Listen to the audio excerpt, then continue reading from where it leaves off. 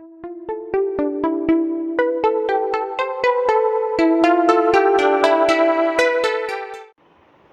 Students, innovative biology में आपका स्वागत है। मैं आरती मैडम आपका बायोलॉजी सब्जेक्ट पढ़ा रही हूँ और हम पढ़ रहे हैं चैप्टर 6 टिश्यूज़। इस पे ये हम 2 पार्ट कर चुके हैं पहले, जिसमें हमने प्लांट टिश्यू पढ़ा था कि प्लांट टिश्यू एनिमल टिश्यू से किस प्रकार डिफर है, उनमें कौन कौन सी सेल्स पाई जाती है, उनमें कौन कौन से टिश्यूज़ होते हैं, अर्थात कितने प्रकार के होते हैं। जिसे हमने पढ़ा था मेरिस्टेमेटिक टिश्यू और परमानेंट टिश्यू। परमानेंट टिश्यू भी 2 प्रकार का हमने पढ़ चुके थे, सिंपल परमानेंट टिश्यू और कंपाउंड परमानेंट टिश्यू या कॉम्प्लेक्स परमानेंट टिश्यू हम पढ़ चुके थे। और आज हम पढ़ेंगे एनिमल टिश्यू। ठीक है, आज हम शुरुआत करेंगे एनिमल टिश्यू। ठीक है, इसमें लिखा भी है कि when we breathe we can actually feel the movement of our chest. जब हम सांस लेते हैं तो हमारी चेस्ट ऊपर नीचे होती है और बॉडी पार्ट्स हमारे मूव भी करते हैं। किस तरह से करते हैं ये उन्होंने बताया है। तो उसके लिए स्पेशलाइज्ड सेल्स होती हैं, जिसको क्या कहते हैं, मसल सेल्स। क्यों? क्योंकि वो कॉन्ट्रैक्शन और रिलैक्सेशन का काम करती है, जैसे ये मसल सेल है। तो ये अलग तरह की सेल्स होती हैं। जैसे हमने कहा है कि मल्टी सेलुलर ऑर्गेनिज्म जो होते हैं वो डिवीज़न ऑफ लेबर पाया जाता है उसमें, अर्थात कुछ स्पेशलाइज्ड सेल्स जो होती है वो स्पेशल फंक्शन करती है। तो हमने ये भी कहा था कि क्लस्टर ऑफ सेल्स जो होती है मिलकर एक अलग तरह का टिश्यू यानी कैरेक्टर या स्ट्रक्चर फॉर्म करती है, जिसे हम टिश्यू कहते हैं। और उनका फंक्शन भी अलग होता है। जैसे हम यहाँ पे दिखाई दे रहा है कि जो मसल सेल्स होती है वो मूवमेंट का काम करती है, क्योंकि कॉन्ट्रैक्ट और रिलैक्स होती है और इस तरह वह मूवमेंट शो करती है। ठीक है, ये दिखाई दे रही है जैसे लोकेशन ऑफ मसल फाइबर। अब हम पढ़ते हैं कि और किस तरह से इसमें क्या दिया है। During breathing we inhale oxygen. ये क्या बोल रहे हैं कि जब हम ऑक्सीजन को या ब्रीथ करते हैं तो हम ऑक्सीजन लेते हैं। During breathing we inhale oxygen, where does this oxygen को, यह ऑक्सीजन कहाँ जाती है। जैसे हमने बताया था कि ऑक्सीजन जो होता है हम इनहेल करते हैं वो पूरी बॉडी की सेल्स में जाती है और वहाँ उपस्थित फूड का क्या होता है, ऑक्सीडेशन होता है। क्या होता है, ऑक्सीडेशन। और इसमें कौन हेल्प करता है, हमने पहले ही बताया था कि इसमें जो माइटोकॉन्ड्रिया है वो हेल्प करते हैं। उसमें पाए जाने वाले जो एंजाइम्स होते हैं वो हेल्प करते हैं। और फिर उसमें जो एनर्जी जो प्रोड्यूस होती है वो काय के रूप में संचित रहती है, एटीपी के रूप में संचित रहती है। तो ये हमने पहले ही पढ़ चुके हैं the fundamental unit of life में, जब हम माइटोकॉन्ड्रिया पढ़ रहे थे तभी हम पढ़ चुके हैं। ठीक है, तो इसके लिए ऑक्सीजन को लेने का काम कौन कर रहा है, लंग्स कर रहा है। तो उसकी जो सेल्स होगी वो स्पेशलाइज सेल्स होगी जो इनहेलेशन एंड एक्सहेलेशन का काम करेगी। और जो ऑक्सीजन है वो ब्लड के द्वारा पहुंचाई जाती है प्रत्येक सेल्स में। तो इस तरह से जो ग्रुप ऑफ सेल्स हैं या अलग अलग तरह के जो टिश्यूज़ होते हैं वो इसमें परफॉर्म करते हैं। ठीक है, अब उन्होंने बताया कि blood flows and carries various substances from one part of the body to the other part. ठीक है, तो जो ब्लड होता है वो भी एक तरह से क्या है, टिश्यू है, एक प्रकार का क्या है, टिश्यू। और वो पूरी बॉडी पार्ट्स में क्या करता है, फ्लो करता है। वेरियस सब्सटेंसेस कौन कौन से, ऑक्सीजन, फूड जो है वो पूरी सेल्स में पहुंचाया जाता है। इसी तरह जो वहाँ से जो वेस्ट मटेरियल होते हैं वो भी कलेक्ट करके कहाँ भेजा जाता है, किडनी और लिवर में। क्यों? क्योंकि वहाँ पे ब्लड साफ़ होता है, ब्लड की सफाई होती है और फिर उसके बाद फिर से यह ब्लड जो होता है वो हार्ट में भेजा जाता है और शुद्ध होने के लिए। ठीक है, तो इसमें ये हम उन्होंने बताया कि जो ब्लड एंड मसल्स है वो बहुत ही क्या है, example of tissue found in our body. तो ब्लड भी एक प्रकार का टिश्यू और मसल्स भी एक प्रकार के टिश्यू है। यानी मस्कुलर जो टिश्यू है वो ही चलने में यानी लोकोमोशन में हेल्प करता है। On the basis of the function they perform we think of different types of animal tissue. अतः वो जो अपना अपना जिस जिस तरह का फंक्शन करते हैं उसी हिसाब से यानी बहुत सारे हम एनिमल्स में टिश्यूज़ पाए जाते हैं। यहाँ हम कौन कौन से पढ़ने वाले हैं? Epithelial tissue, connective tissue, muscular tissue and nervous tissue. ठीक है, ये इतने प्रकार के टिश्यू हम यहाँ पढ़ेंगे। जो ब्लड है वो भी टाइप ऑफ कनेक्टिव टिश्यू है। कौन सा है वो? कनेक्टिव टिश्यू है। ठीक है, और मसल जो है वो मस्कुलर टिश्यू है। तो हम शुरुआत करते हैं आज कौन सा? Epithelial tissue. तो हमारी जो बॉडी की जो कवरिंग होती है, एनिमल की बॉडी की कवरिंग होती है, या प्रोटेक्टिव टिश्यूज़ जो होते हैं वो एनिमल बॉडी में जो है वो क्या है? एपिथेलियल टिश्यूज़ है। ये कवरिंग हमारी पूरी बॉडी की, जैसे स्किन है वो सभी काय की बनी होती है? एपिथेलियल टिश्यू की बनी होती है। ये प्रोटेक्टिव टिश्यू क्यों है? क्योंकि ये जर्म्स को या फॉरेन बॉडी को बहुत अंदर आने के पहले जो है वो ये देखती है कि कौन से यानी चीज़ हमारे शरीर में आएंगी और कौन सी नहीं।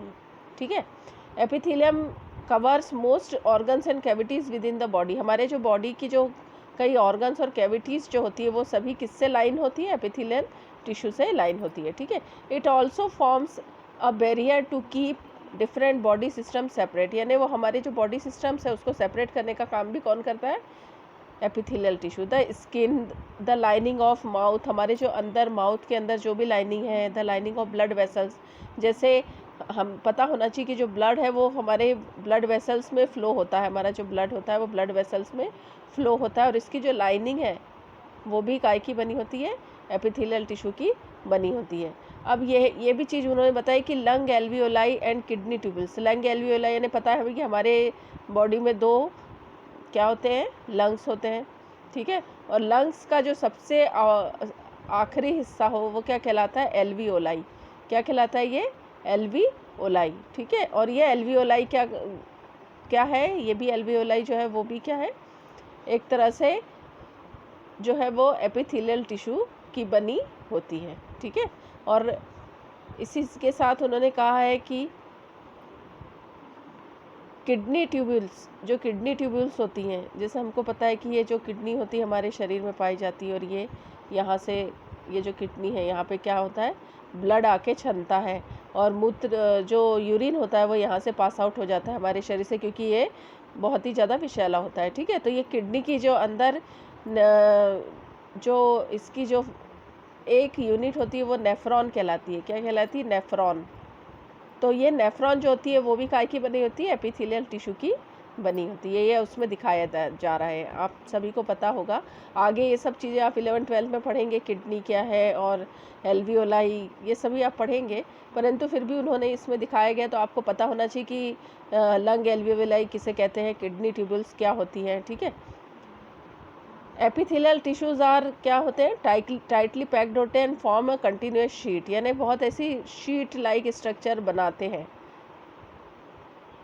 दे have only a small amount of cementing material between them and almost no intercellular spaces. जैसे हमने प्लांट्स में पढ़ा था कि बहुत सारे इंटरसेलुलर स्पेसेस होते हैं, यानी बीच बीच की जगह होती है, परंतु एपिथेलियल टिश्यू में ऐसा नहीं होता, उसमें इंटरसेलुलर स्पेसेस नहीं होते हैं।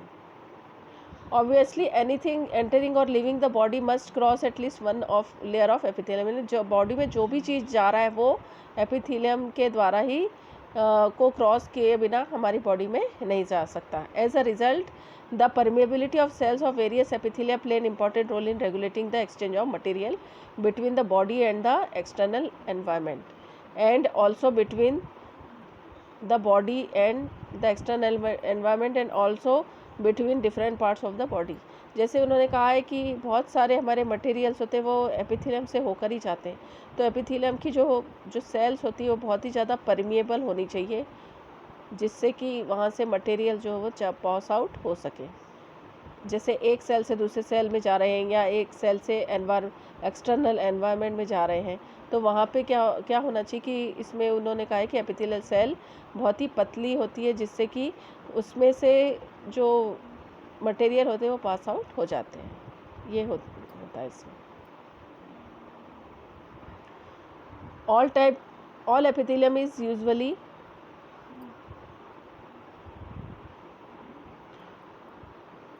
All epithelium is usually separated from the underlying tissue by external fibrous basement membrane। यानी प्रत्येक जो एपिथेलियम टिश्यू उसके नीचे एक सीमेंट जैसी चीज़ होती है, जिसे क्या कहते हैं? Basement membrane. क्या कहलाती है वो? Basement membrane. ठीक है। डिफरेंट एपिथीलिया जो होते हैं वो शो डिफरिंग स्ट्रक्चर, यानी बहुत सारे एपिथीलिया हमारे शरीर में या एनिमल के शरीर में पाए जाते हैं। ह्यूमंस भी एक एनिमल है, इसलिए मैं हमारा एग्जांपल देती हूँ, ठीक है। तो जो डिफरेंट एपिथीलिया होते हैं वो show differing structure that correlate with their unique function. For example in cells, यानी जो एपिथीलिया होते हैं वो भी किस तरह से डिज़ाइन किए गए हैं हमारी बॉडी के अंदर कि वो कौन सा फंक्शन परफॉर्म कर रहे हैं उस हिसाब से। जैसे कि the lining of blood vessel और lung alveoli where transportation of substances occur through a selectively permeable surface. There is a simple flat kind of epithelium पाया जाता है, this is called the simple squamous epithelium, ठीक है। दिखाई दे रही है ये सिंपल स्क्वेमस एपिथेलियम है जिसमें सिंगल सेल है, ओनली सिंगल सेलुलर स्ट्रक्चर से बना हुआ और नीचे बेसमेंट मेम्ब्रेन है। तो इस तरह का जो एपिथेलिया कहाँ पाया जाता है, एक तो होता है ब्लड वेसल में, ब्लड वेसल और एल्वियोलाई, जहाँ पे ये एल्वियोलाई और ये ब्लड वेसल है, यहाँ पदार्थों का आदान प्रदान होगा, गैसियस एक्सचेंज होता है, तो वहाँ पर जो स्क्वेमस एपिथेलियम पाया जाएगा, और वो भी सिंगल लेयर, जिससे कि जो मटेरियल है वो बहुत अच्छे से एक स्थान से दूसरे स्थान को चले जाए, ठीक है। इस तरह इसमें लिखा है कि जो स्क्वेमस एपिथेलियम होती है वो एक्सट्रीमली थिन होती है और फ्लैट होती है और डेलिकेट लाइनिंग लिए हुए होती है। तो ये कहाँ पाई जाती है, हमें पता होना चाहिए कि इसोफेगस जो डाइजेस्टिव ट्रैक्ट होता है उसमें सबसे जो फर्स्ट पोर्शन होता है वो इसोफेगस होता है, बाद में फिर वो ये आता है स्टमक और फिर इंटेस्टाइन, या इस तरह से ये डाइजेस्टिव ट्रैक्ट है हमारा। तो इसोफेगस जो होता है वो उसकी लाइनिंग किससे बनी होती है, स्क्वेमस एपिथेलियम की बनी होती है। इसके बाद जो हमारा मुंह है, माउथ जो है, उसके अंदर भी कवरिंग जो है वो स्क्वेमस एपिथेलियम की है। The skin which protects the body it is also made up of squamous epithelium. तो यहाँ तक माउथ तक जो है वो सिंपल लाइनिंग या one layer of squamous epithelium पाया जाता है, ठीक है। इसके बाद उन्होंने कहा है कि इसके बाद जो स्किन है, स्किन में जो हमारी पूरी बॉडी को प्रोटेक्ट करती है वो भी स्क्वेमस एपिथेलियम की बनी होती है, परंतु वहाँ पे जो सेल्स है वो मेनी लेयर्स अरेंज्ड रहती है, क्योंकि वहाँ पे बहुत सारी टूट फूट होती है, तो उसको संभालने के लिए बहुत सारी लाइनिंग्स होती है इसकी। ये दिखाई दे रहा है इसमें, ये है स्ट्रेटिफाइड स्क्वेमस एपिथेलियम, यानी स्किन में इस तरह की स्क्वेमस एपिथेलियम जो सिंगल लेयर की ना होकर बहुत सारी लेयर्स की बनी होती है। अब इस तरह की स्क्वेमस एपिथेलियम को क्या कहते हैं, स्ट्रेटिफाइड। क्या कहलाता है ये, स्ट्रेटिफाइड। तो ये स्ट्रेटिफाइड एपिथेलियम जो होता है वो स्किन में पाया जाता है। क्यों पाया जाता है ये इतना ज़्यादा लेयर में, क्योंकि वहाँ टूट फूट जो होती है बहुत अधिक होती है, वेयर एंड टियर होता है, इसलिए वहाँ पे इस तरह का एपिथेलियम पाया जाता है, ठीक है। Since they are arranged in a pattern of layers the epithelium is called stratified squamous epithelium, ठीक है। तो ये जो कौन कौन से टिश्यूज़ कहाँ पाए जाते हैं, ये नीट एग्जाम में बहुत बार पूछा गया है, 11th में बहुत अधिक इससे क्वेश्चंस आते हैं, ठीक है। Where absorption and secretion occurs, अब उन्होंने कहा कि जहाँ जहाँ एब्जॉर्प्शन होता है, सिक्रीशन होता है, कोई चीज़ सिक्रीट होती है, वहाँ पे जो है वो जैसे कि इनर लाइनिंग ऑफ इंटेस्टाइन, यहाँ पे कुछ ना कुछ सिक्रीशन होता है, कोई ना कोई हार्मोन सिक्रीट होता है, ठीक है। वहाँ टॉल एपिथेलियल सेल्स पाई जाती है, जिसको क्या कहा जाता है, कॉलमनर एपिथेलियम, क्योंकि उसका नाम होता है पिलर लाइक। जैसे ये दिखाई दे रहे हैं यहाँ पे, ये कॉलमनर एपिथेलियम है, ठीक है। दिख रही है आपको ये सभी एपिथेलियम जो टॉल है, बहुत लंबी लंबी है, और यहाँ पे बीच बीच में ग्लैंड्स हैं जो कि कुछ ना कुछ सीक्रेट कर रही है। नीचे ये बेसमेंट मेम्ब्रेन है, और कॉलमनर का मतलब होता है पिलर लाइक, ठीक है, क्योंकि उसमें पिलर जैसे लंबी लंबी सेल्स इसमें दिखाई दे रही है। तो अब यहाँ पे स्ट्रेटिफाइड स्क्वेमस इस तरह की एपिथेलियम नहीं पाई जाती, बल्कि इंटेस्टाइन वगैरह में जहाँ पे सिक्रीशन होता है वहाँ पे कौन सी एपिथेलियम पाई जाती है, कॉलमनर एपिथेलियम, ठीक है। और ये कहाँ पाई जाती है ये भी होना चाहिए, पता होना चाहिए कि epithelium facilitates movement across epithelium barriers in the respiratory tract, यानी जहाँ पे हमारा लंग्स होता है वहाँ पे ये जो ट्रैकिया है, वहाँ पे स्क्वेमस एपिथेलियम पाया जाता है, नहीं सॉरी कॉलमनर एपिथेलियम पाया जाता है। ठीक है, अब ये क्या कह रहे हैं कि जो कॉलमनर एपिथेलियम होता है वह सीलिया लिए होता है। जैसे ये कॉलमनर एपिथेलियम है, इतनी बड़ी बड़ी सेल्स हैं और उसके ऊपर की ओर हेयर लाइक प्रोजेक्शन पाए जाते हैं जिनको क्या कहते हैं, सीलिया। ये सीलिया जो है वो क्या करते हैं, मूवमेंट कहते हैं। जैसे एक साथ मूवमेंट करेंगे तो जो पदार्थ होते हैं वो आगे की ओर बढ़ते हैं। तो जिन कॉलमनर एपिथेलियम में सीलिया होते हैं उन्हें क्या कहते हैं, सीलिएटेड एपिथेलियम। क्या कहते हैं, सीलिएटेड कॉलमनर एपिथेलियम कहते हैं। ठीक है, यहाँ पे दिया है कि cilia, this cilia can move and their movement pushes the mucus forward to clear it. यानी म्यूकस जो है उसमें सिक्रेट होता है, वो उसको क्लियर करता हुआ जाता है।